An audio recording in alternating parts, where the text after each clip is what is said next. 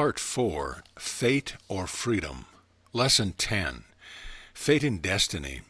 From the earliest days of philosophical reasoning, metaphysical speculation, and theological dogmatism, the great questions regarding fate or freedom have formed an important feature of controversy. In many forms and manifold guises has this great question presented itself for consideration by the human mind. Backward and forward has this tennis ball of thought been tossed, victory being claimed by all parties engaging in the game of discussion. Early philosophy was concerned with the question of fate and destiny versus freedom, and able thinkers arrayed themselves on the respective sides of the question. Metaphysics joined in the controversy with subtle and hair-splitting definitions, theories, explanations, and conception. Theology took on an active interest in the fray, its particular tennis ball being called predestination, foreordination, or predetermination. Modern science has now entered the field, and our advanced thinkers insist upon the truth of the principle of determination, but not predetermination by natural laws, which applies to all branches of science, and is seen in operation in all the fields of universal activity, physical and psychical. The Arcane teaching holds as truth the idea that everything and all things, every event and all events, are governed by the law, that everything and every event is under law, order, and sequence, that there is no such thing as chance, that every event is a link in the cosmic sequence of events, that everything is a part of and not apart from the whole thing, that every event is a part of and not apart from the whole event, that nothing happens without precedent causal events proceeding regularly and in a logical sequence, that there are no accidents or events outside of the regular order. Hearing these statements, the students will feel impelled to ask the inevitable question: is this reign of law, order, and sequence but another name for the old fetish of fate, destiny, or predestination? Are we then ruled by arbitrary fate, governed by the decree of destiny? Are all events preordained, predetermined, and predestined? And this question must be met, and shall be met, not ignored and evaded, as is customary in so many of the teachings, philosophies, and theologies. Let us consider the matter in the light of the arcane teaching. Listen to the aphorism. Aphorism 16. Know ye that fate is but the distorted image of law, order, and sequence. The wise know that fate, if existent, would be an exception to law, a twin heir to chance. Law there is, order there is, sequence there is, but fate there is not. Fate, destiny, and predestination would imply the existence of decree and foreknowledge in the cosmic mind. There is no such decree, no such foreknowledge. When the cosmic mind knows a thing or event, it knows according to law, and the knowing and the manifestation are simultaneous. Fate, destiny, and predestination are but names for half-truth, imperfect visions of law, order, and sequence. Although to the average mind there appears to be but slight connection between the idea of fate or destiny and that of foreknowledge and decree of deity, still the former ideas have had their birth in the latter. Back of the fundamental conception of fate or destiny, one always finds the shadowy form of some supernatural being who decrees the fate or destiny. In the old mythologies, the gods decreed the fate and destiny of mortals and all cosmic happenings, the details and working out of the plan being left in the hands of minor supernatural beings, such as the Parsi, fates, or destinies, who were goddesses believed to preside over the birth, life, and fortune of men. In the Grecian and Roman mythologies, these fates were three in number: Clotho, who held the spindle; Lachesis, who drew out the thread of men's destiny; and Atropos, who cut it off. The supernatural beings or beings always promulgated a decree of fate or destiny. Fate was never a matter of natural law and order, but always the working out of an arbitrary decree or divine fiat. This idea is seen to be correct by reference to a definition of the terms as given by the best authorities. Consider the following definitions. Destiny, the power which presides over the lot or fortune of men, the fate, lot, doom, or fortune appointed, allotted, or predetermined for such person or thing, the ultimate fate of a person, etc. Fate, the decree of God by which the course of events is fixed, a fixed destiny depending upon a superior cause and uncontrollable by man, appointed lot, doom, inevitable destiny, etc. Fatalism, the doctrines that all things are ordered for men by the arbitrary decree of God. It is carried out to its most pitiless logical extreme among the Mohammedans, where everything that can happen is kismet or fate. In theology, it has given birth to the theories of predestination. By some writers, the term is used as synonymous with determinism, which is the scientific doctrine of causation, continuity, etc. from natural causes. This usage of the term is misleading and is historically incorrect. Predestination, the act of appointing beforehand by irreversible decree or unchangeable purpose, the act of foreordaining, decreeing beforehand or predetermining events, the purpose of God from eternity respecting all events, as God's infallible providence and predestination, Joyce, and if God precedes events, he must have predetermined them, Hale. Also, by the decree of God for the manifestation of his glory, some men and angels are predestined unto everlasting life, and others foreordained to everlasting death. These angels and men are predestined and foreordained, from the Westminster Confession of Faith.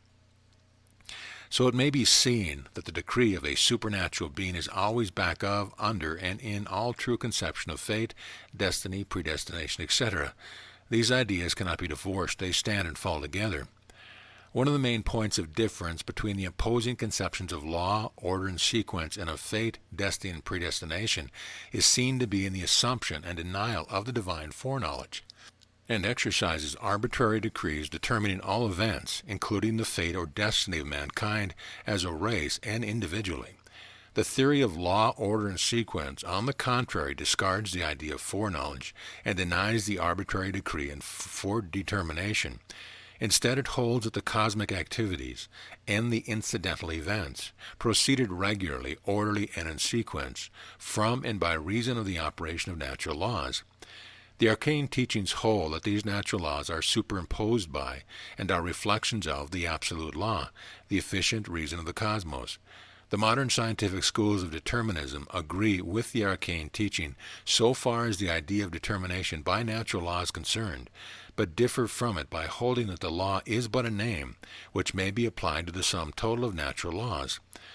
Another great point of difference between fatalism and the Arcane teaching is that fatalism insists upon arbitrary happening and events unrelated to and in spite of natural law and order. Fatalism denies that preceding events have any relation to the fated happening, and holds that the latter would have happened in spite of the preceding event. In short, fatalism makes the fated happening a thing standing apart from the chain of sequence, something resulting from arbitrary and independent decree.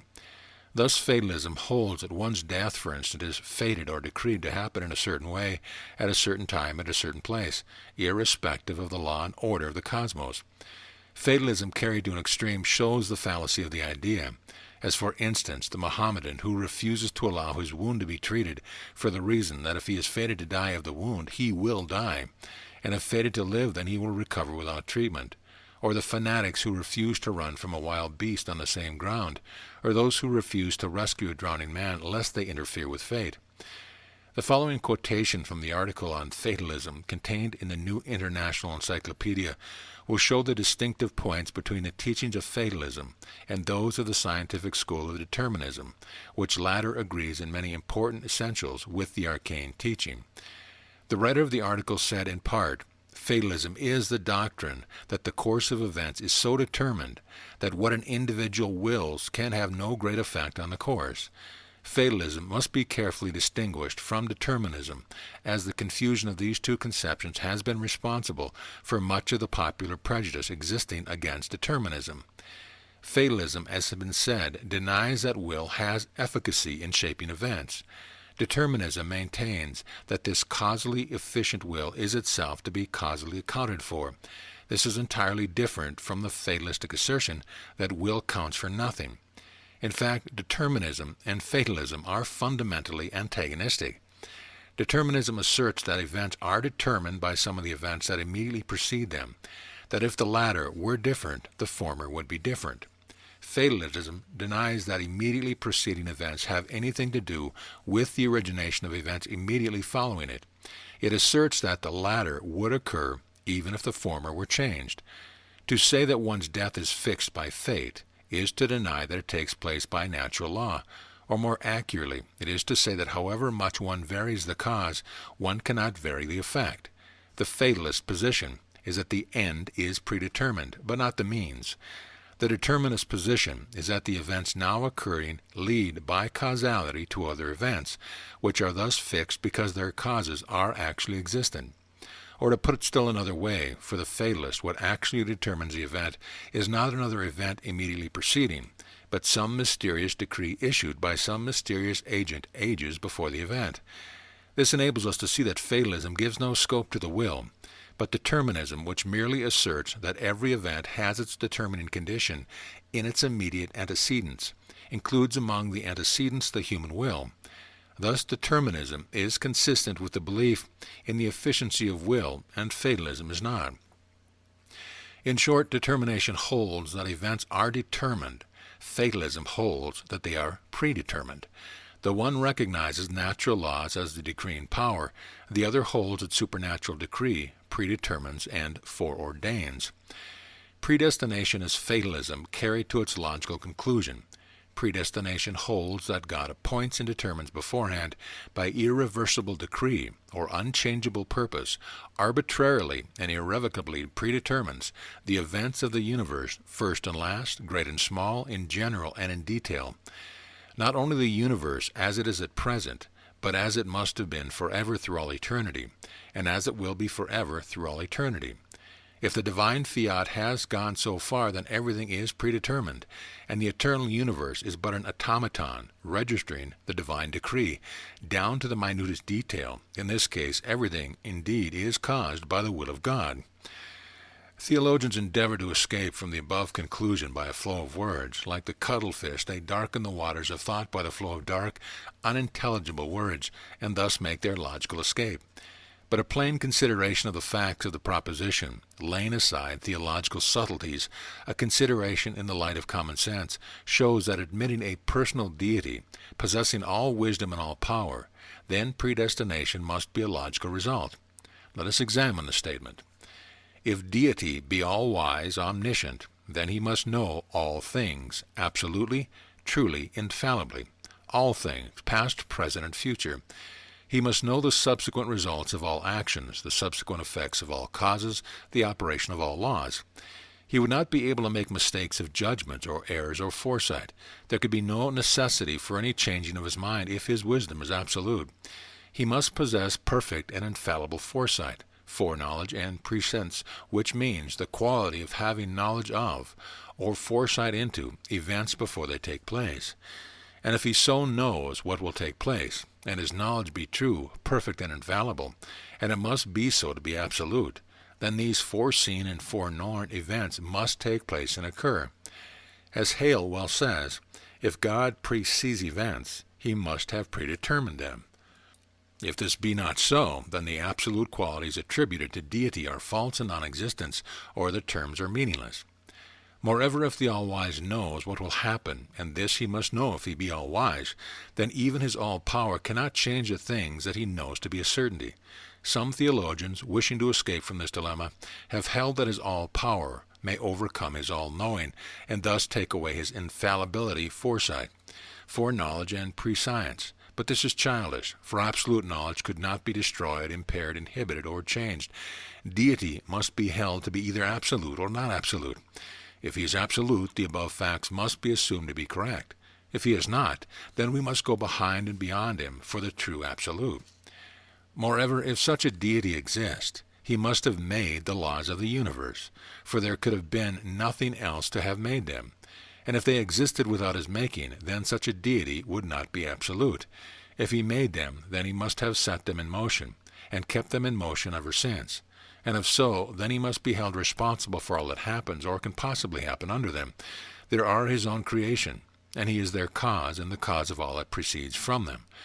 Moreover, his all-knowing must have made him fully aware of all the possibilities and certain effects of the operation of these laws.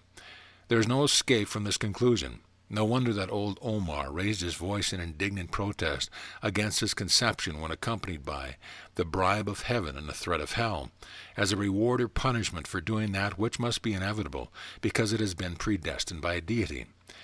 The conception of a personal deity or personal supreme being absolute in nature, who created the universe and its laws, must carry with it as logical accompaniment the conception of foresight, foreknowledge, and predestination, which are but newer names for the old fetish of fate and destiny. In this is found the paradox of theology, from which it never escapes, but which it has never been able to reconcile. But the arcane teaching does not hold to decree and foreknowledge, either in a personal deity or in the cosmic mind. Its aphorism denies the existence of decree and foreknowledge in the cosmic mind. It knows that when the cosmic mind knows a thing or event, it knows according to law, and the knowing and the manifestation are simultaneous. For when the cosmic brain thinks or knows a thing or event, then the thought becomes a thing or event, and is actually manifested. The cosmic mind knows only what is existent, for what it knows is manifested because of the knowing. And what it knows because of the manifestation. In the cosmic mind, knowing and manifestation are identical, simultaneous one. The cosmos is the only being that exists and can know the cosmic activities. Other than itself there is not but the law, which is above being and above knowing and above action, and we know these terms. Any attempt to attribute to the absolute the qualities, attributes, and properties of man inevitably result in postulating a personal deity, whose all knowledge is the predestination of the universe, whose will, decree, and fiat is fate. And in that case, upon the deity must be placed the responsibility for everything that happens in the universe. In that event, then indeed we may say with the poet, "His the credit, his the blame, his the glory, his the shame."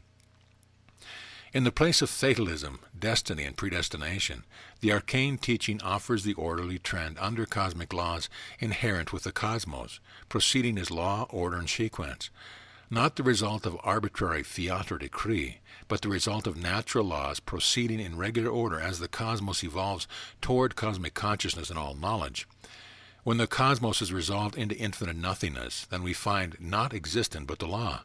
And the law is the only thing left upon which to fix the final blame, if blame there be. Fix it so if you will.